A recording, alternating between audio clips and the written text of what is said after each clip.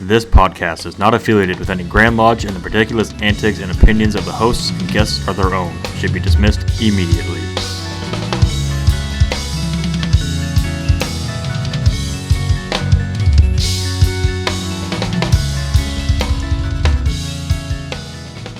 Push the damn button.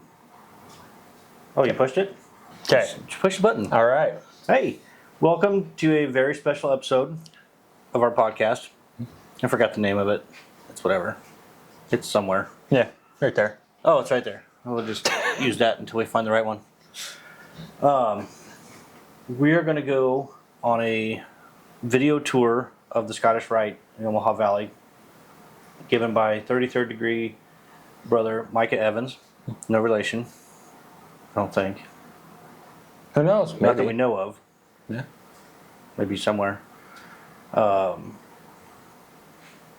You will hear some pauses, some outside noises. Mm-hmm. You will not hear us talking very much, so a lot of you will be grateful for that. That's really about it. Yeah. So have a good listen or watch, and we will see you just for a couple minutes at the tail end of this. We're going to throw in some of our show sponsors here and there. Before I forget, we'd like to thank Homeward Handyman Services, Mason Gear Shop. Head to their website, go into their special collaboration tab. Check out our merch. Check out our merch. Buy lots of T-shirts. A portion of every sale comes directly to us. So that's a little added bonus. Mm-hmm. They have some really good designs, and so they're really high quality shirts and hoodies. Yes. So Mm-hmm. check them out and tell them we sent you. Yeah. Welcome in. It's good to see you guys again. Thanks for having us, Micah. So we're here talking about the history of the Scottish Rite. And I thought I'd take you all the way back to the beginning. Actually, I can go even before the beginning. This is a photo of the groundbreaking, which would have been in June of 1912. So we know they were at annual communication, which would have been at about 16th and Capitol Street. They broke, went to refreshment. They came up here in a procession and broke ground right upstairs. So you can see how different downtown Omaha looked. A little bit. But the history of the Scottish Rite goes way back further, and I'll give you the quick version. It'll take about 5 hours. It first came here on March 1st, July 1st, 1867, 3 months after statehood. They communicated the degrees, and it all failed. And then this guy came back from House of the Temple in 1870, communicated some degrees to some of the guys, and it all failed. But there's actually a cool quote. So at the time, and I'll show you this upstairs, they would just read the degrees. And there was a quote, and one of the guys who was there reminisces in the 1920s. He said, "We met in Martin Dunham's saddle shop at 15th and Farnham from dusk to dawn in a room foul and dense with cigar smoke, while Frederick Weber read us the secret works of the degrees. None of us were fully awake, and none came out knowing any more than when we went in." I love that quote. That sounds about right. So they tried again in 1881, newly chartered, and it worked. So it finally took off. They would have met at 16th and Capitol, it's where the Ed Zorinsky building is today, but they quickly outgrew it. So they decided they needed more space. Grand Lodge actually had purchased this plot of land, what they called west of downtown, in 1905, and they were going to build their new building here. And for whatever reason, they decided they weren't going to build it, so they sold the land to the Scottish Rite for $18,360 in 1905, and the Scottish Rite sat on the land until 1912, and that's when they started building the building. So again, you see the groundbreaking in October of 1912. Here's a photo of the cornerstone being dedicated. Article says it was rainy and everybody was laughing and having a good time. So they did it pretty informally. and they finished the building in 1914. It's built by John Latenzer. He's the architect who's done Central High School, the Douglas County Courthouse, the Brandeis Building, and quite a few other buildings around town. So they got it started. It was opened up in, with the class of 1914. It was called the dedication class. I'll show you the picture upstairs, about 300 people in that class. And they Wow. paid $118 to petition the Scottish Rite. This is in 1914, which is about the equivalent of, give or take, about $3,000 today. Wow. So you're thinking, well, gosh, these are probably like doctors and lawyers. And I looked at the list, and a lot of them are painters, electricians, but it was important enough that they joined the Scottish Rite, that they found the money. But also back then, you could go to the bank. The head of the bank was probably a Mason, and no paperwork, no background check. Here's 118 bucks, and we have up in the vault these pass books, and it would say Joe Evans, $118, paid $2 on August 4th, paid $1 on July 1st, $3 on September 9th, and they paid down the debt. So it's kind of cool. And again, especially to think none of this could happen today. No bank is Right. going to give you the money without collateral, background checks. So huge classes. Masonry obviously was a big deal, and Scottish Rite really took off once the building was started. They actually were going to go in on with the shrine, with the shrine backed out on the deal. So this was entirely our building. So what you see down here, this is our first floor lobby. This was actually built in the late 1960s. And so I'm getting the story a little bit out of order. This was originally, it was just a maze of storage space.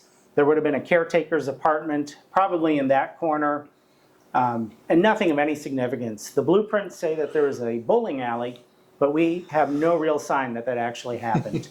I'd love to find it. If anyone knows where the bowling alley is, let me know. So late 50s, downtown Omaha is starting to decline a little bit. It's easier to get, shall we say, female companionship on the streets than a parking spot. So the old Masonic building at 19th and Douglas, starting to decline. They hold on to it for another decade or so. And there's a study that they commissioned here for this building to say, well, what if we sold this and moved out west somewhere? And the head of the Scottish Rite, title is a Sovereign Grand Inspector General, was a guy named Joseph Seacrest, basically said, not a chance, figure out what we're going to do with this building. So a decade rolls by, and they decide, well, we're going to remodel the building. So this was all redecorated. Here's, this was Latenzer and Son, so the son of the original architect. This was his artist depiction of what he was thinking. And they dug out the courtyard here. This tree was moved from the interstate being built from Interstate 680, and they brought the tree over, and it was estimated at being like 180 years old at the time. You can see the fountain, which is still there, the flower beds. So they modernized it. It looked very 1960s. I'll get a picture for you guys if you want and show you. And then in 2000, they decided, well, this is also pretty dreary, and they updated it, modern painting, modern colors, new furniture, and it looks pretty much like you see here. So great front door area, inviting, welcoming, place for members to sit. But all of this is brand new. And I understand that this is the only building in the downtown Omaha area that's still being used for what it was built for. Other than Central High School, yeah, I would say that is true. Or very few. I guess you could say the courthouse is still a courthouse, Central High School, but the Brandeis building, built in 1912, no longer a department store. So yeah, this is probably one of the only buildings left that still serves the same purpose. It's always been the home for the Masons. So come on upstairs, I'll show you upstairs around the building of some of our historic things. And we invite all brothers or frankly, all of your guests, whether they're Masons or not, to come down and take a look. We love showing off the building. Because we have the philosophy that this isn't our secret clubhouse. We want the public in here. We put light on Masonry. So we love when people come in and literally knock on the door and say, I'm a Mason from Oregon, or I don't know anything about it. It's a cool building. And they think we're going to kick them out, but we're like, no, come in. We'll show you the whole thing. How many hours do you have? So come on in. Once you get to this point, now we're on the original building. What I think is neat is they found a company that matched this is the original terrazzo tile from 1912, and they found a pretty close match. I've never even noticed they were different. When I joined, I thought this was all original. One thing we've done, and I think this is kind of neat in the building, you're going to see it throughout the building. It's funny to put it this way, but there's no other way. We have a bathroom here. You're like, what? That's not that interesting. This originally would have been 2 stairwells, but if we're going to rent out the building and use it for the public, we need to have proper facilities. So proper men and women's room on every floor. 100 years ago, there would have been 1 women's room, if that, in the building. So yeah, we can't rent out the building if half the population can't be accommodated. Right. You want to take the elevator? Let's go through the original 1914 elevator. You know what's cool is it still runs essentially on the same 1914 mechanics. Things have been updated, but it's not much different than it was. Now this would have been entirely a cage elevator, and then in the 1950s, the fire marshal said, no, not anymore. So it was enclosed, what you see here, but this is the original 1914 gate.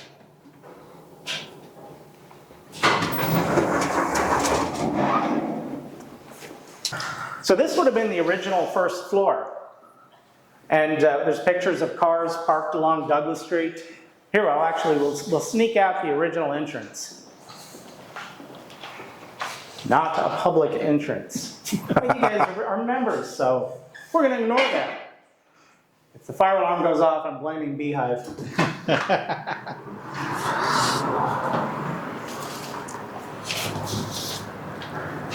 So our original front entrance, they would have come in through here.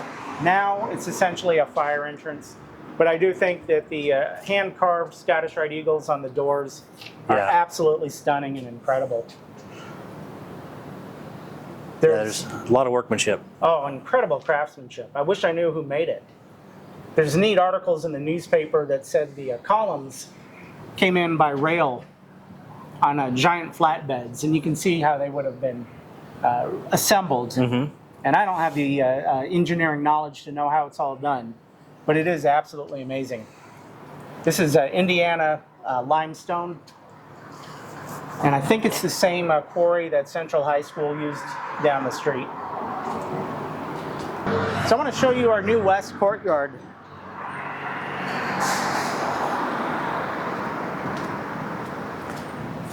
About 10, 12 years ago, we got some students from UNO and asked them to brainstorm a little bit about Masonry.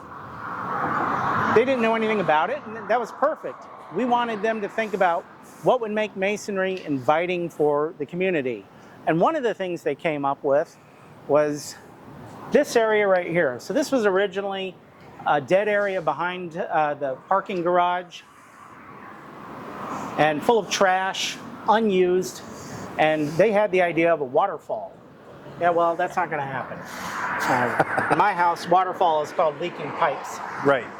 But we did decide, let's landscape it. So we got in landscaping, and the landscaping was absolutely fantastic. So we brought in an artist named Ivo Koitchev.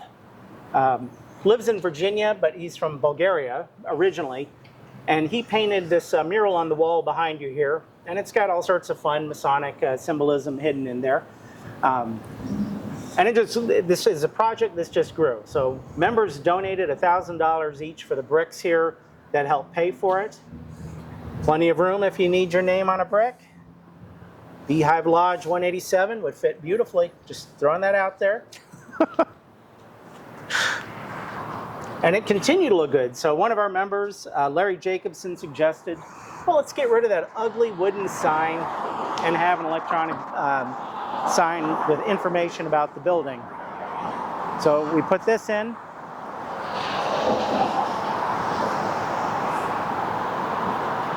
And the great part is, we look at this as a gift for downtown Omaha. Instead of a trash-hewn area behind the garage, it's a beautiful garden. People can come here and read. Wedding groups will take photos. And I think it just helps improve the look of Omaha.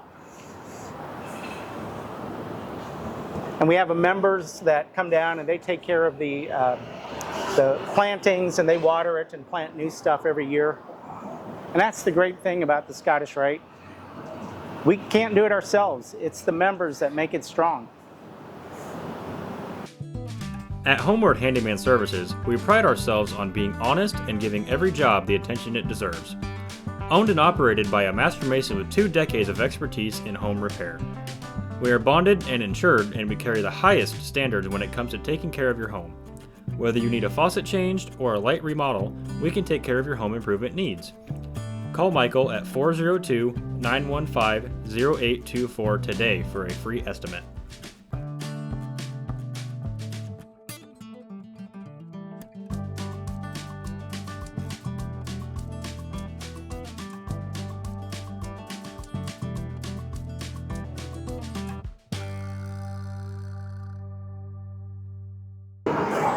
So these lights, I think, are a really neat story. These were donated by the class of 1920. They started a fund, and once there was enough money, these were bronze lights were put in, and it says class donated by the March 1920 reunion. And it's from the Electrolier Lighting Company, and I cannot remember now where that was from. Somewhere in the 1950s, those are new tops, so we don't know what happened with the original ornate bronze tops to those lights. Unfortunately, this is now just a fire exit. I wish we could still use it. Another great thing, talking about donations from classes. Back in the day, the classes would start a fund. So this one was from the November 1919 reunion, and they donated funds for the statue, which is by a French artist named Marcel Hippolyte. I know absolutely nothing on who he was, but it's a cool statue, sculpture. So this is now the second floor, and a lot of great rooms here. Our favorite, the lounge, because you can't have a Masonic hall without a few libations for the boys after the meeting. We've brought in new furniture. The leather furniture is brand new. These chairs were just recovered, and these were tables were custom made for us in town. Big sturdy furniture so it can get years of use. A couple of neat things in this room worth pointing out. This bronze light was from France, and one of the members helped bring that in. And a lot of items like that came from the Omaha Club across the street. It closed in 1999, and I think it was John Webster, who was president of our cathedral board at the time, arranged that some of the things like the art come over to the building. So this painting by an artist named, I got a peek now, Denby Sadler. It's painted in 1883, if I'm remembering correctly.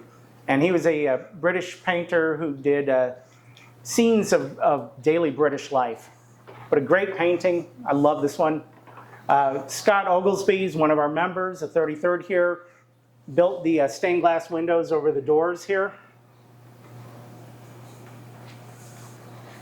Absolutely beautiful. And plus he did the two in the windows behind you there. And it's things like that that keep our building looking new, looking fresh. We have the philosophy here, when it gets broken, we replace it. If the walls need painting, they get painted. we want it to always look good because every single member has 10,000 reasons to stay home. And if the building looks shabby, why would you come? Right. On the other hand, if the building looks inviting and welcoming and it's clean and everything is kept updated, you want to come down and be part of it. So is it expensive? It very much is, but I think it's worth every penny. This is our small dining room. We call this the middle chamber, which I think all of the Masons will get.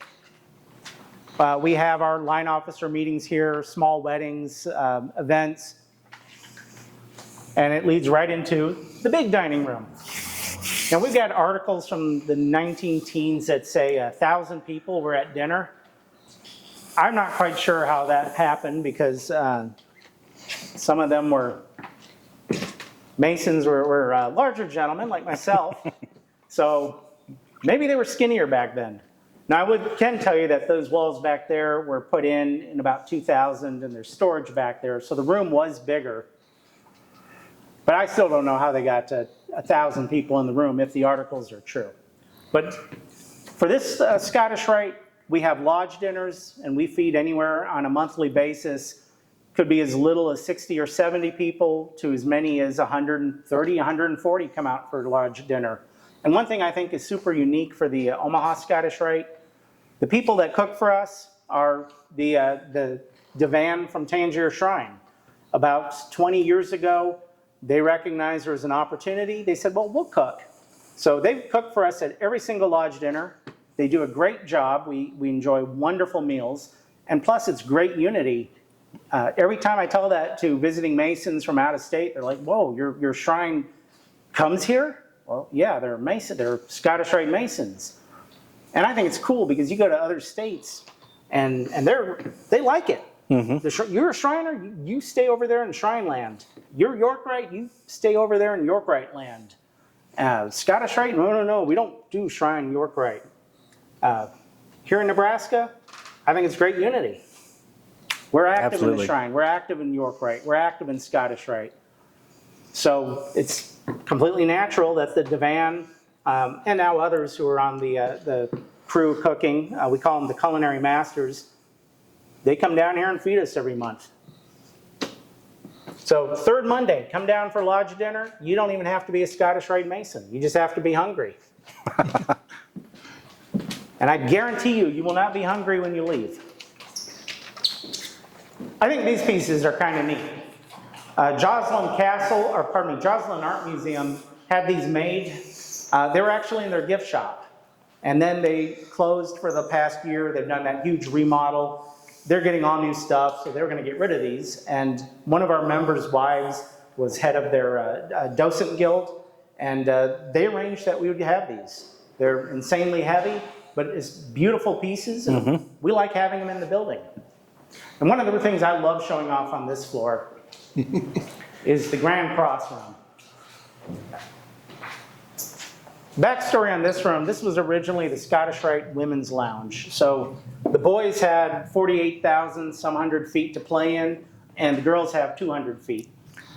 But this was, I think it was formed in 1915, the Scottish Rite Women's Group. And at one point, they were the biggest women's group in the state of Nebraska.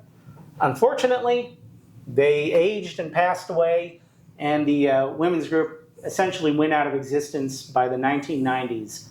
So what was originally the Scottish Rite Women's Lounge became a glorified storeroom. In 2014, this gentleman on the wall, Bob Falk, passed away. He was the personal rep for the Valley, but he was a financial advisor and is largely responsible for building the financial reserves of our Valley. So he was awarded what's called the Grand Cross, and that's the highest honor of the Scottish Rite. Nebraska has only had 7 Grand Crosses in our 160 years. So men who have had an extraordinary impact on community and Freemasonry get that. Our current one right now is Kurt Edick, and many people watching will of course remember Kurt Edick was our general secretary here for about 15 plus years and is now happily retired in Missouri. But Chuck Cedarstrom, who was our SGIG, the Sovereign Grand Inspector General at the time, wanted to honor Bob Falk. So we had this room redone custom-made table. Walls were painted. Again, Ivo Koitchev, who did the mural outside, came back. He did the gold leaf on the ceiling. Had this built because, you know, you can't have a good meeting without a few beverages here. So the neat thing on this room, we get brothers who maybe they want to study ritual with a candidate, or you have a business meeting and you need somewhere off-site, or even the outside businesses need somewhere. We love having them come here and they use the building and they use this room. It's absolutely incredible. And if you remember what it looked like before, it's come 1,000 years. The gold leaf and the colors are just absolutely stunning. Yeah, it's gorgeous. One of the neat things, before Ivo left, he finished this room and he was going to fly out in the morning. And he said, you know what? While I'm here, would you like me to paint the ceilings here? So literally overnight, lying on his back like Michelangelo on scaffolding, he painted the clouds upstairs, up on the ceiling here.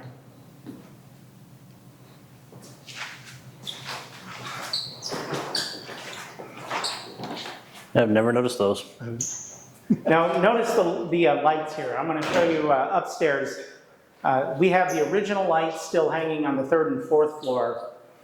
They took these out in that 1968 remodel and put obscenely ugly gold chandeliers.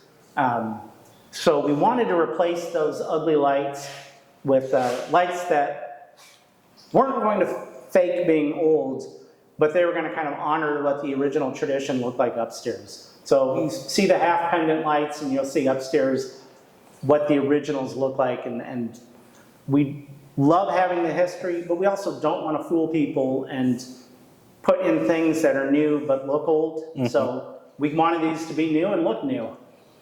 Another thing you'll see throughout the building, we have motion controlled lights.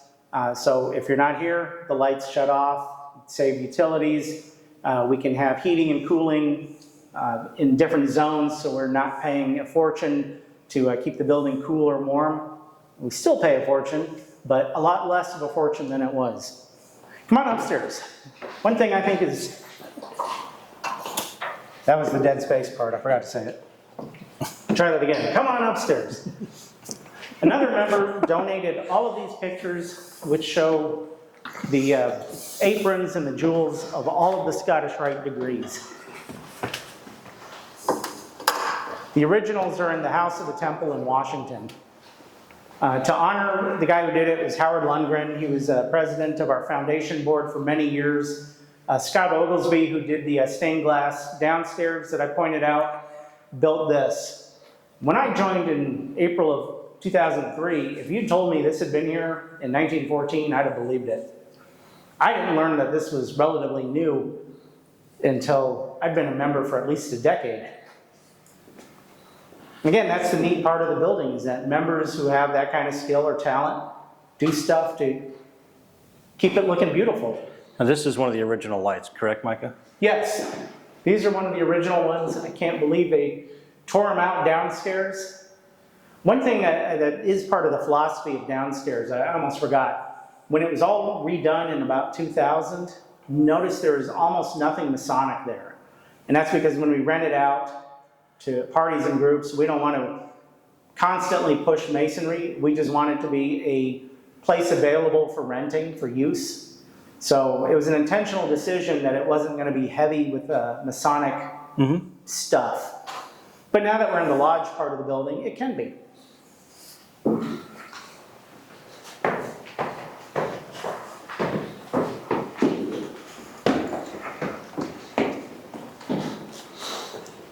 This was the Masonic building on 19th and Douglas Street. It was actually Omaha's 3rd Masonic building, possibly 4th. I know there was one at roughly 14th and 15th and either Farnham or Harney until the 1870s. In 1876, it was built, there was a Masonic hall built at 16th and Capitol. It was enlarged in 1881. In 1917, they built this hall, which the Masons had until about late 1970s. Again, there's no parking. Downtown Omaha is in decline. Brandeis Mall across the street is about to close and move to the Crossroads. The Fontenelle Hotel was pretty well almost closed, if not already.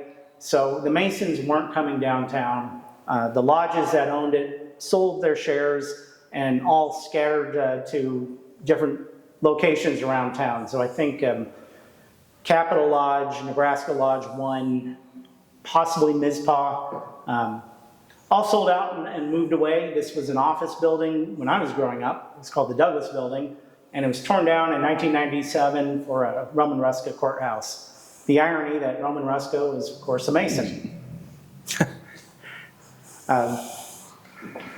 These are some of the photos of our past general secretaries. What's interesting to me, this guy on the top left, Ben Iyer, who was a past Grand Master, ran the place with an iron fist. He closed it in August and went fishing, so they would call it behind his back Iyer's Mausoleum. And if he didn't like you, you weren't going anywhere in this organization. Well, obviously, you can't do Masonry with that kind of heavy-handed attitude. So progressively, through Kurt and now John Maxwell, the general secretaries are here for the brothers. They run the building, but guess what? The brothers run the general secretary. And there's photos on the wall, and we'll come back and look at them of our past SGIGs. And it's the same way. Those guys were autocratic dictators back in the day. Their word was unquestioned. You can't do Masonry like that anymore. So now our SGIG's title is Dan. Or if you want to be formal, Inspector Dan.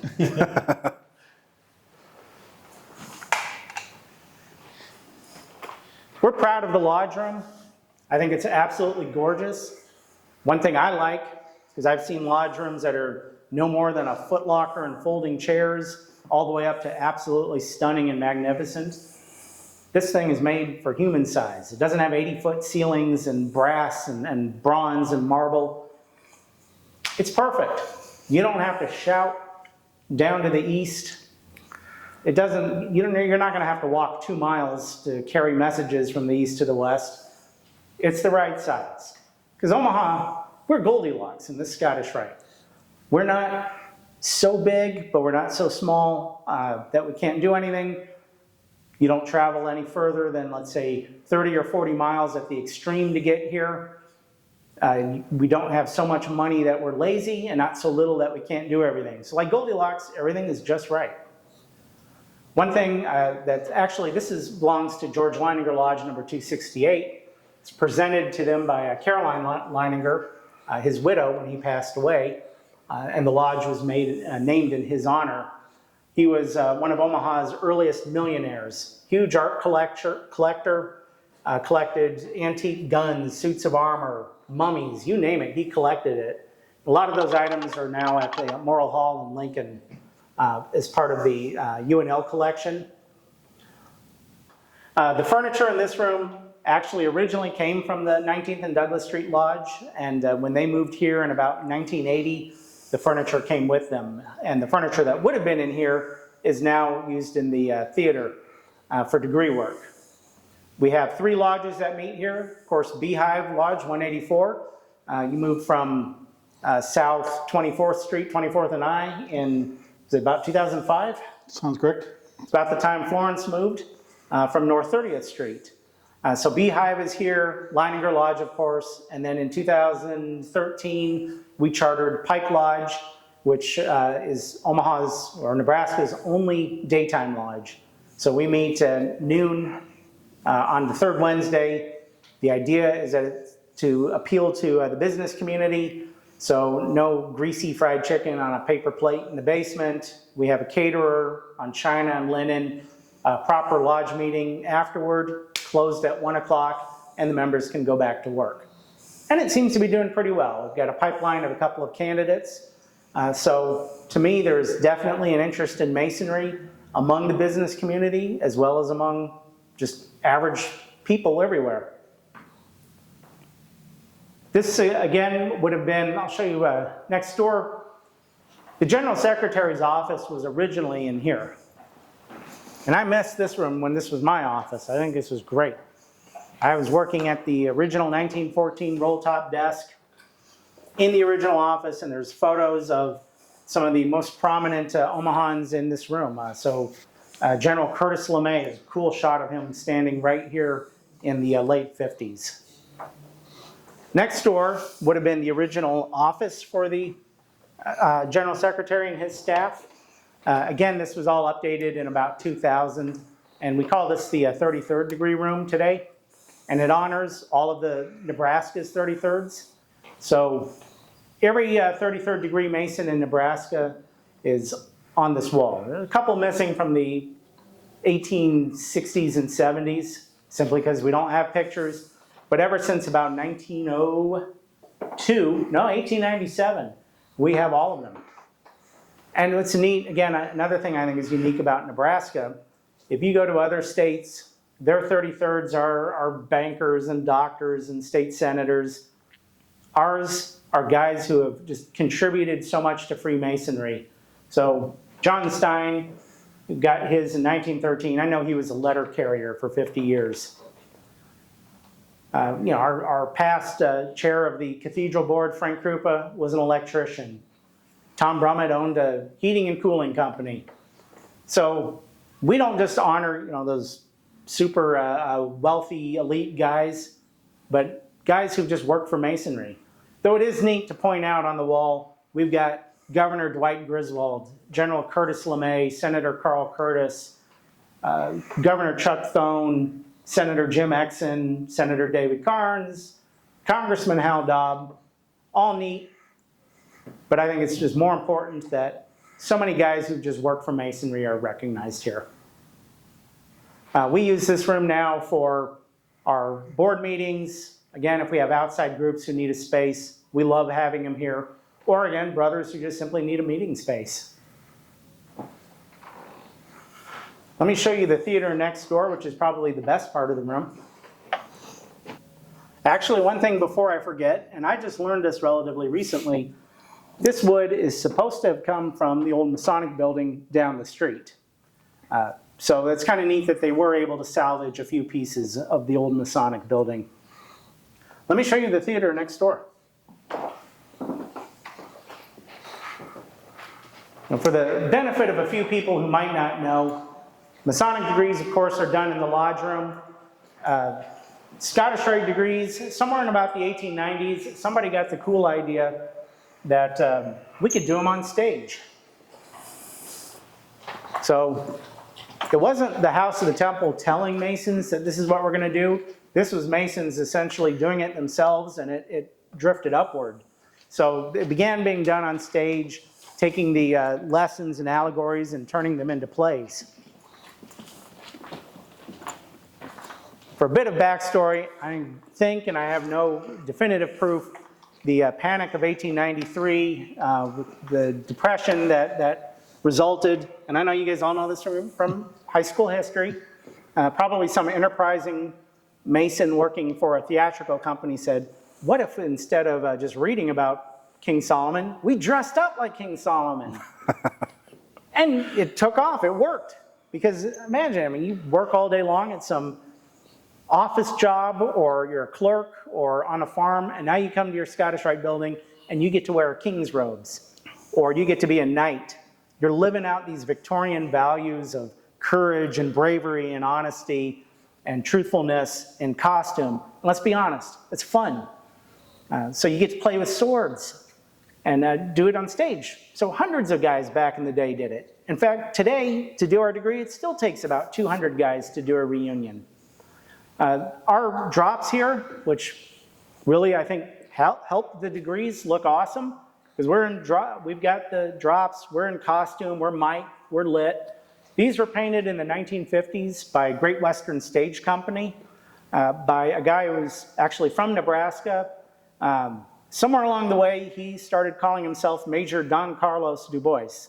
And maybe Don might have been the only part of his original name, but it sounds super cool. I mean, if you're going to do something, do it with style. So he was not allowed to paint his name on the drops.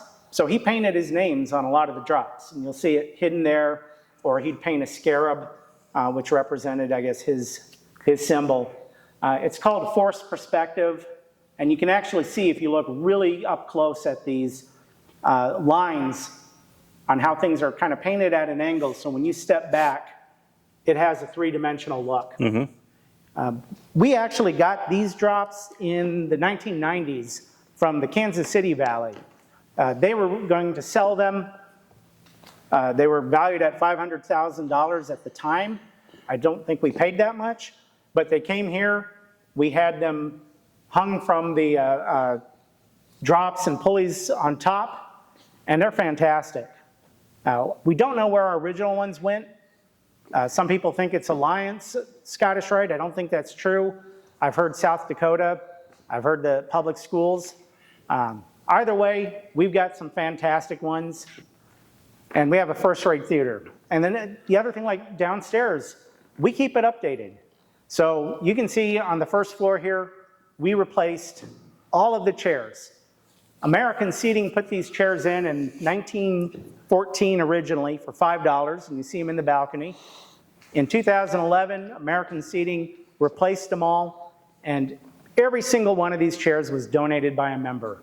So you'll see a nameplate recognizing who donated the chairs. We bring Heartland Scenic Studios, I think. They check the rigging every year to make sure everything's in working order, it's safe, because it does take a lot of still technical expertise to keep the theater working. But even then, the drops are still old-fashioned pulleys. During reunions, we've got guys up there raising and lowering them. We just want to make sure that they are being raised and lowered safely. About, 10, 12 years ago, we began updating this room, so it had the latest equipment. You see the lights up there, all modern LED.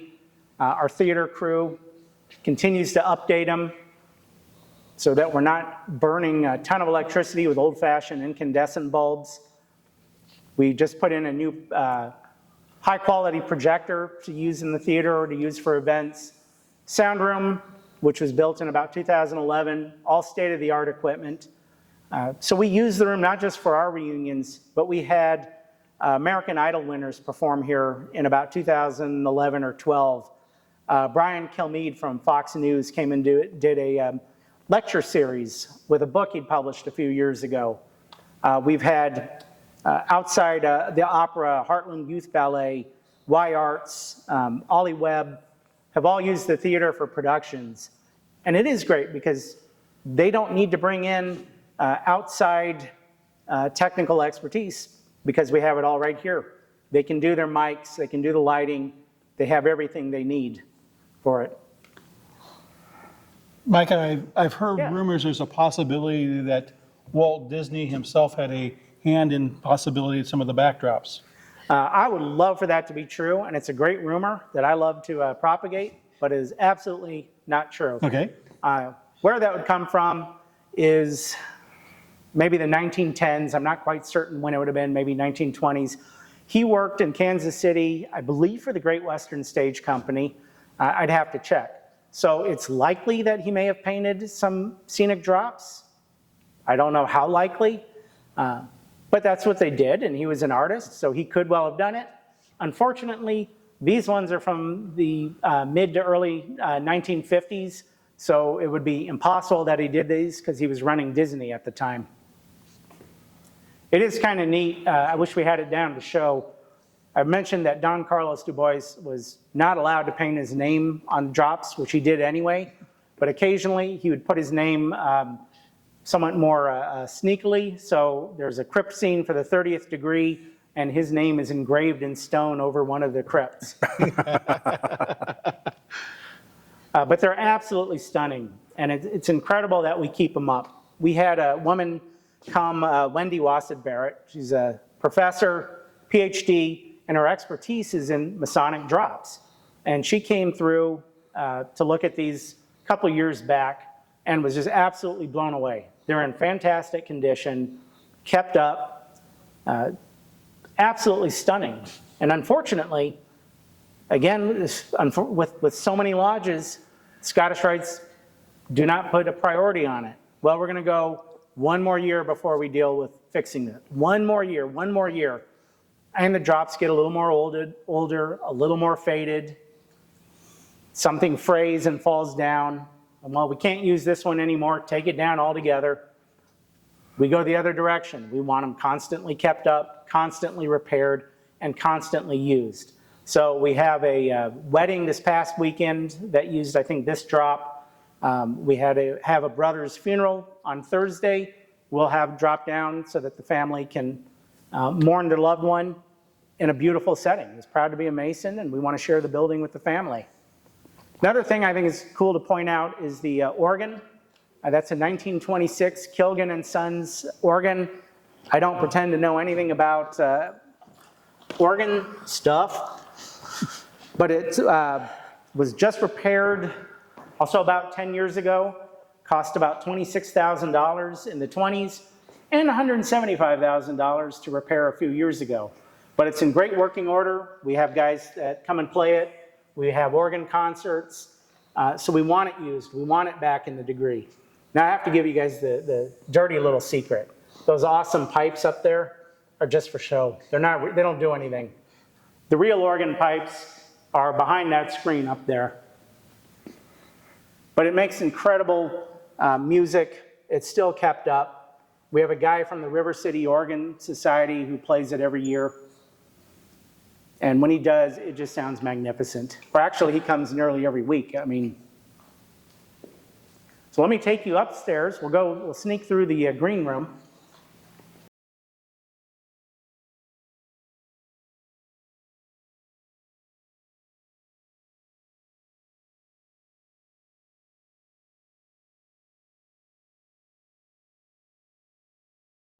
So this is the wardrobe room. I mentioned downstairs we do the reunions, and we're dressed as King Solomon or a worker at King Solomon's temple, a king, a knight, a biblical figure, an allegorical figure. Again, this is entertainment for brothers. You know, after work, you can go home. There's no radio, maybe, no TV back in those days. Here's something for you to do where your wife knows you're running with a good crowd, but you're also, as I mentioned, living those Victorian values of courage and bravery and honesty and having a lot of fun doing it. I'm not gonna lie, I enjoy wearing the costume and being a ham on stage. There's a pause part. Oh yeah, that's what I want. The theatrical companies really capitalized way back when, and they made so many, this is not even a fraction of them, caps to represent the degree. They're beautifully embroidered, beautifully made. And you just simply can't get quality like this anymore. We have so few ways of repairing them and cleaning them, and or worse, even replacing them when we need to. There's now maybe 2 or 3 companies that do that. But this is where we change for the degrees. Here's an example of one of the wardrobe pieces. I'm not sure which degree this is, but you can see beautifully made. Unfortunately made for thinner people back then. But we're learning how to make them work for the bigger guys. And it's a lot of fun. During the reunion, there's always 20 or 30 guys up here changing, rehearsing their lines, and getting ready for the next degree. Let me show you the library across the hall. Actually, one of the neat things, these are urns here, and people have asked me, well, what are they for? You know, secret Masonic rituals? I said, no, they used to have ferns in them as a decoration. Well, how do you know? Because we have pictures from 1914 showing ferns in them as decorations. So they look super cool, like, you know, secret Masonic stuff, but they were purely decorative. This is the library. It's one of my favorite rooms. This is one of the few libraries that is completely dedicated, almost completely dedicated to Masonry. So 3 of the 4 walls are entirely Masonic books. Grand Lodge Transactions, York Rite, Scottish Rite Research Society, past issues of the Scottish Rite Journal when it was called New Age Magazine, Northern Jurisdiction Scottish Rite newsletters. So many things that you're not going to find anywhere else. Even Grand Lodge may not have some of these records. So a great room. We want somebody one day who is a librarian and can help put this back into a little more order. But it's a fantastic room, and I think it really has some of the most history of the Scottish Rite here. There's old record books, old minute books, treasures waiting for us to rediscover among the records. And I'll show you the balcony.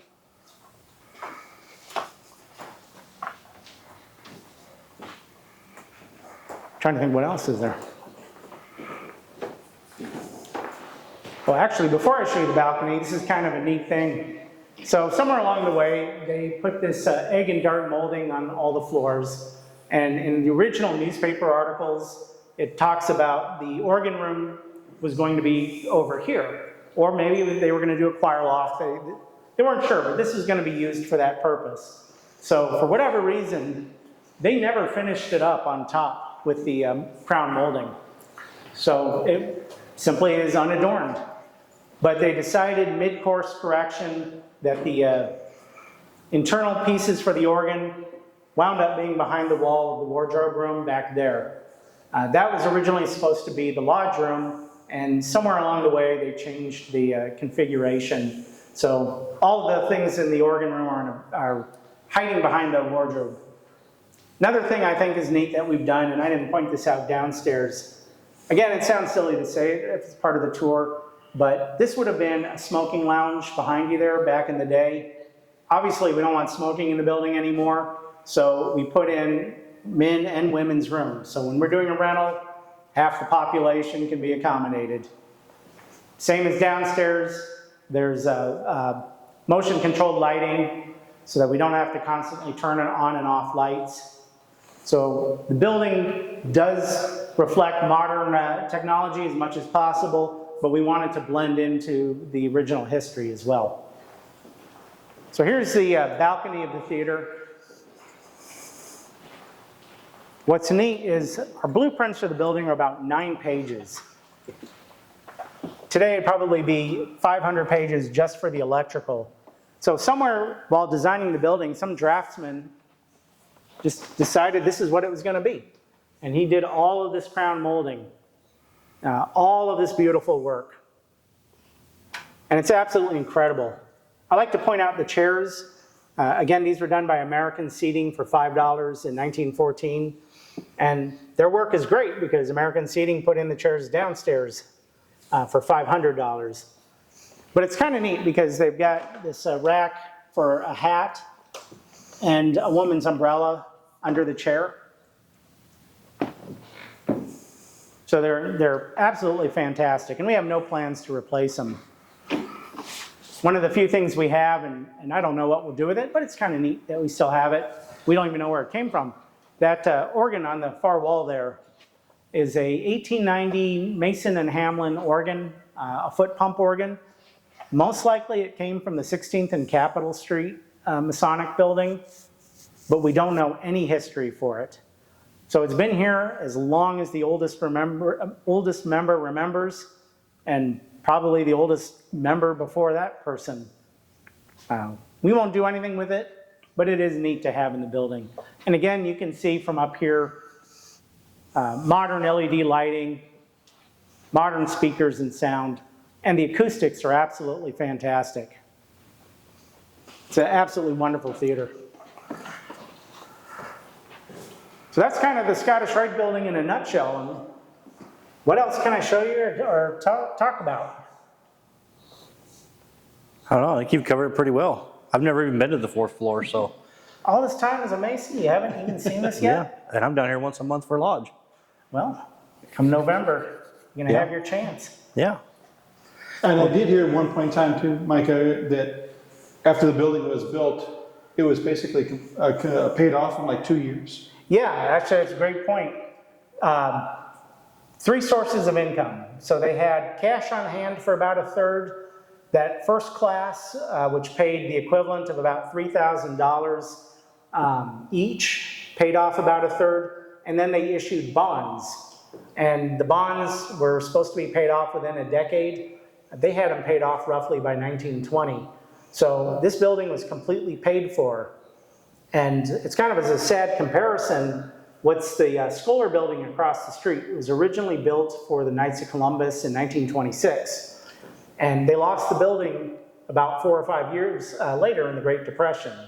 So a lot of Masonic groups, unfortunately, were the victim of their own success. So they built all these magnificent buildings, and whether it was during the Depression or over the next 50, 60 years, just haven't been able to keep them. And we know from Beehive's old building, which sadly I never got to see inside of, and Florence Lodge, we had wonderful buildings, but we weren't able to keep them. I do think there's a neat turnaround happening. Lodges maybe aren't buying buildings, but they're understanding that the space is important. So there's some lodges I've seen in other states, and they rent basically a storefront. So they have what would have been the original shop as maybe the lodge, kitchen area in the back, and a small reception area in front. And it's the right size, the right cost, easy to get to, and it accommodates the members. I don't think we need incredible buildings like this. It's good that we still have them, but obviously we're not sinking our resources into huge buildings that are expensive to keep up. Mm-hmm. I do wish other lodges around the state, and I'll say around the country, would have the same philosophy of saying we're going to keep it up and we're going to figure out how to make it work. And we're not abashed at all to say, hey, can you help paint? Great, can you come down on Saturday because we're going to paint? Yeah. Or if we can't paint, we're going to get a professional company to do it. But if you know electrical work, we could really use some help fixing this up, or plumbing, or whatever it might be. And the members have responded, and to me, that's why the building looks as good as it does. Another one I should point out is there's a group called the Knights of St. Andrew.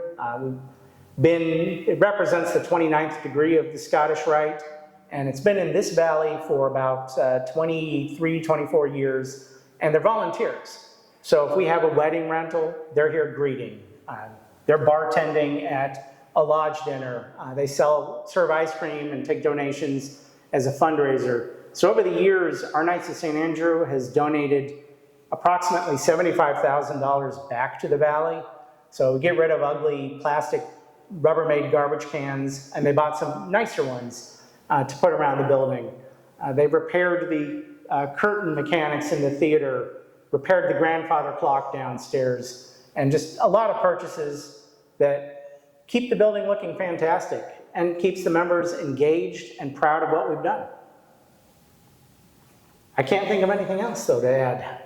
Perfect. Well, thank you, Micah, for taking us around. Glad you came. For stepping in for the General Secretary.